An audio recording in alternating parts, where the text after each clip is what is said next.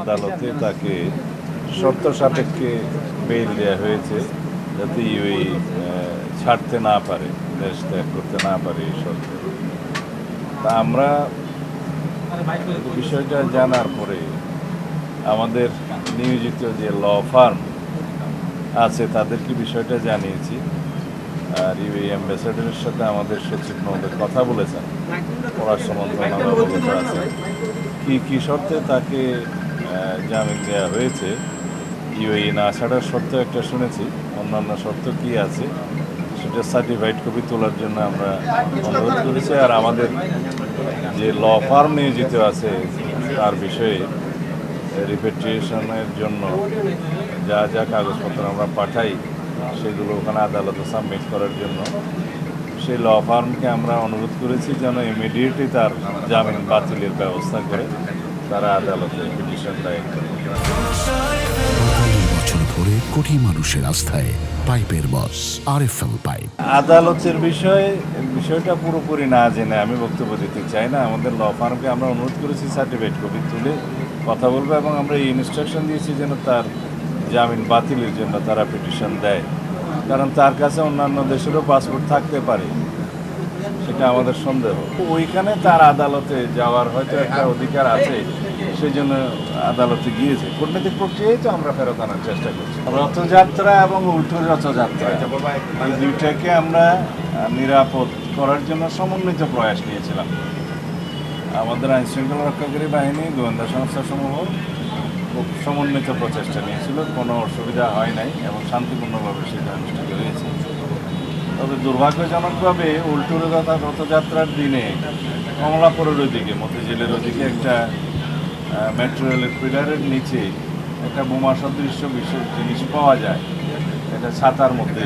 সেটা আমাদের আনসার দুইজন সদস্য এটা দেখার পরে পুলিশকে জানায়, পুলিশ এটা কর্ডন করে রাখে এবং এটা বোম ডিসপোজাল ইউনিটটি এটা সরায় এবং পরে এটা বিস্ফোরিত করে। এতে করে খুব শঙ্কিত হওয়ার কোনো কারণ নাই।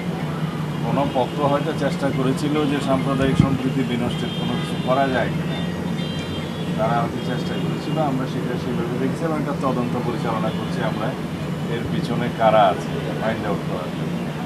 এরপরে আশুলিয়াতে আরেকটা এরকম বোমা সদৃশ্য জিনিস পাওয়া গিয়েছে, যে একটা ব্যাগ রেখে গেছে একজন দুষ্কৃতকারী, পরে সেটা একই কায়দায় উদ্ধার করে আমরা বিস্ফোরিত করেছি।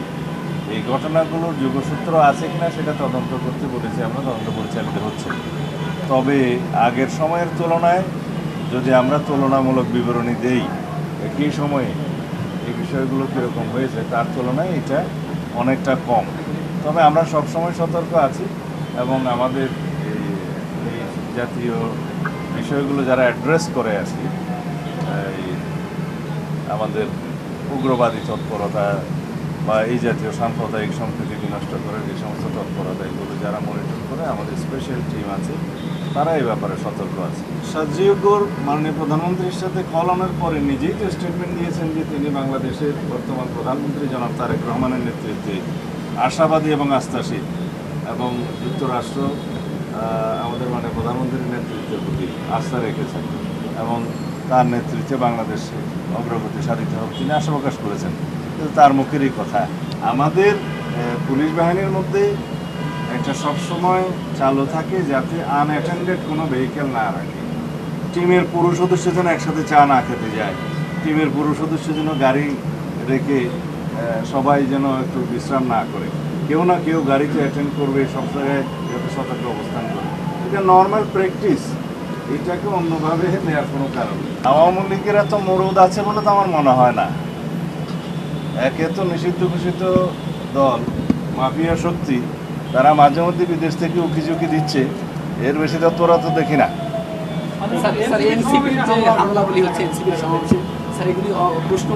তাদের অভ্যন্তরীণ কোন দল হতে পারে স্যার, এই বিষয়টা কি তদন্ত করে জানাবেন কিনা? তদন্তের পরে জানাবো।